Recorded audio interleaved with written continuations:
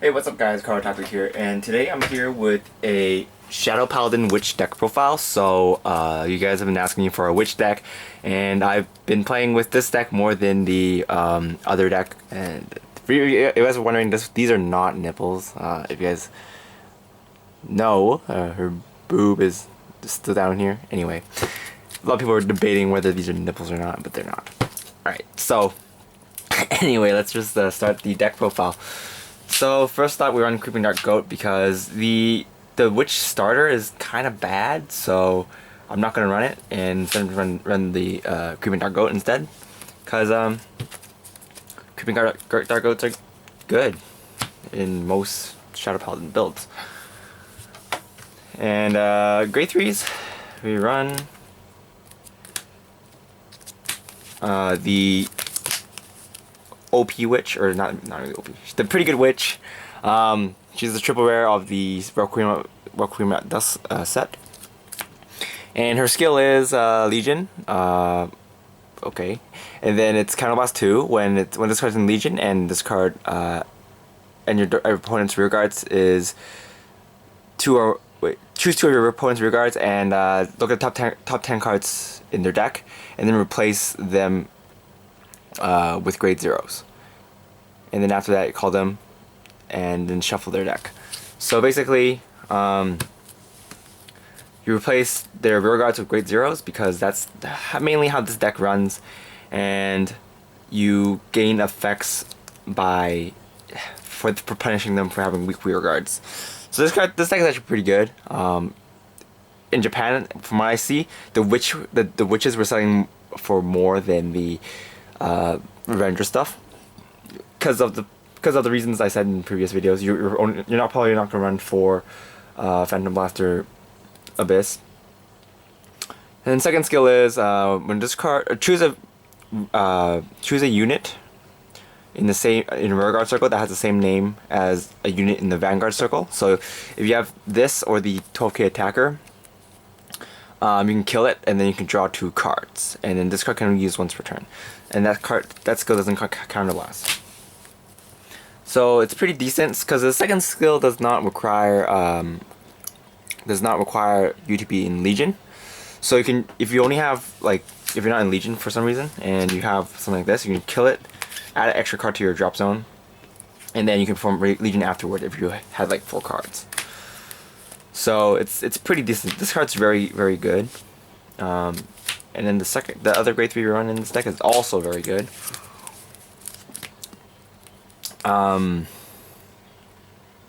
Rias. Rias' skill is choose one of your Shadow Paladin Witch rear guards and kill them. And then when this card's in Legion, if your opponent's choose one of your opponent's vanguards, choose your opponent's vanguard, and for that turn, that unit loses 5,000 power for every witch rear guard you have. So it's pretty good. You do have to kill a unit for it, but it's fine because you're going to be punishing them for very big numbers, since them having a lower number means you're going to hit for a bigger number. So yeah, so her skill activates when you perform Legion. So yeah. So if you have 5, if they have 5 grade 0 rear guards, he's gonna lose 25k, which is pretty scary. So yeah.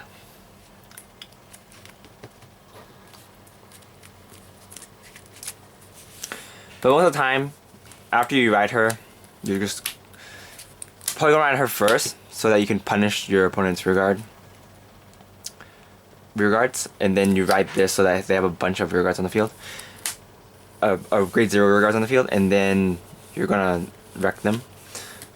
But the main downside of this deck is that once your opponent runs cards that kill their own rear guards off, this deck will be very hard to, keep the pressure on your opponent, because if they can just replace them, then it's not gonna be too great, I guess. And then next we run Deirdre. Her skill is so last one. When this card is called to the rearguard circle, if you have a Witch Vanguard, you may pay the cost. If you do, choose your own opponent's rearguards and replace it with a grade 0 in the drop zone. So yeah, and then call that into a rearguard circle. So basically, this card will also help you, you know, replace units in the field, which is good. This deck is very unique because I don't think any other deck has this kind of playstyle before. So and then I run the 12k attackers because why not? And then we run 2 Nemains because Nemains is a witch and you have extra draw power with her, and that's very good because you like draw power. And besides that, you can just kill her off with this card if you just call it, because she's weak, and yeah. So I don't run 3 because running 3 puts me at a great risk to ride it, so I'd rather not, and yeah. However, we do run 1 Curse Lancer because Curse Lancer is it's not a witch for obvious reasons, but it's good because you can unflip damage. It puts pressure on your opponent, and I run 1 of him because, well, he's not a witch, but I think he's a very nice tech. Opponents usually don't see it coming, and they don't really know what to do, especially if you weaken them and you have this. You can attack with Curse Lancer first, and then they'll be like, should I take it or should I not take it? Because if they're at like 2 damage and then they have like, you know, this deck runs stands, so yeah. Anyway, I'll tell you guys a bit later. So next, for you to know, Curse Lancer is a damage inflipper, so when you hit, you can unflip a damage. So yeah, it applies pressure. Next, this card is basically the Great One version of her. You replace the rear guard with a Grade 0 in the drop zone. Next, I run 2 10k attackers, because this deck does run the mains, and basically you only have 9 good attackers if you don't count your 3s. So I run these to, you know, back me up, since 10k is quite nice because you do weaken your opponent a lot. Next, I run another Vanguard weakerer. I don't know. Basically, you can choose a rearguard with witch in its name and kill it, and then when this card is placed on a rearguard circle and you have a witch Vanguard, if your opponent's grade 0 rearguards are 2 or more, you can pay the cost, which is killing a witch rearguard, and then your opponent will lose 5k power. So you basically swing for an extra 5k in each column, which is nice. Next, I run the Rest to Draw card. Main reason I run this is because I do run stands, and if you haven't managed to have this, it's a quite nice combo that you can do. But most of the time, you don't really need to use this to put cards in the drop zone, since you do Soul Blast a lot. Soul Blast 1s are quite nice. You do ditch cards with the main and stuff. You do kill off your rear guards like this and this. So it's not too hard to pile up your drop zone in order to use Legion. Next, I run 2 Quintet Walls for that early game Legion power.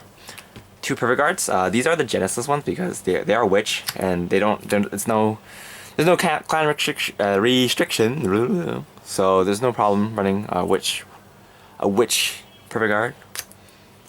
It looks quite nice also, so no problem. For our triggers, we run 5 crit, 3 stands, 4 draw, and 4 heal.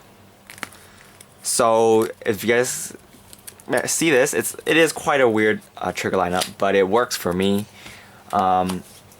Mainly I run stands because your opponent's Vanguard does weaken, so getting in extra attacks that hit for more is nice. So yeah. All right. So again, like I said before, there's like a neat little combo that you can do. For example, if you have a column like this and your Vanguard is, if you're in Legion, you could do something like, whoops, where's my thing? There it is. Something like this. That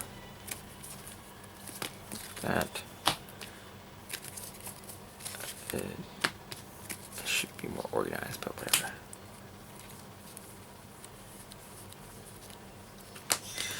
Something like this.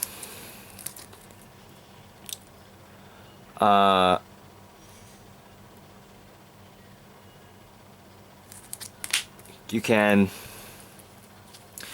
rest, ditch card, for example, if you have extra copy of this. Actually, you might want to use that.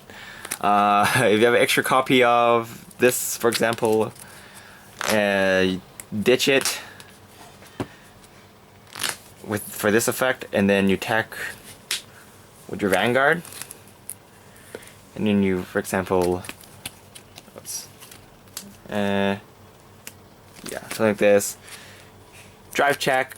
Oh, look, it's a stand trigger, and then you stand this. So this column will swing for a huge number. This column will swing for 21 now, simply because you hit a stand trigger. So like, yo, put it all there, and you get a hit trigger because you're good at this game, and then you just be like, yeah. So it's quite nice. And the odds are your opponent, if your opponent has a crap load of grade zeros, he's probably gonna swing for a huge number, because if you manage to get this off and they have 5 like grade zeros, which is quite hard to do if your opponent knows how to play the cards right, then they have minus 30k. It's like this, then it'll be pretty cool. It'll be quite awesome. But yeah. Oh, I forgot to mention, Rias also has a second skill. It's counterblast 2. Choose one of your opponent's rear guards in regard circle, and then your opponent reveals top 5 cards in her deck and chooses a grade 0 among them and call it to a rear guard circle, and then he shuffles your deck after that. Shuffles his deck after that. So if he doesn't have a grade 0, I believe nothing happens. So it could be quite bad, but yeah, you normally don't use the second skill because counterblast 2 to switch 1 is quite expensive.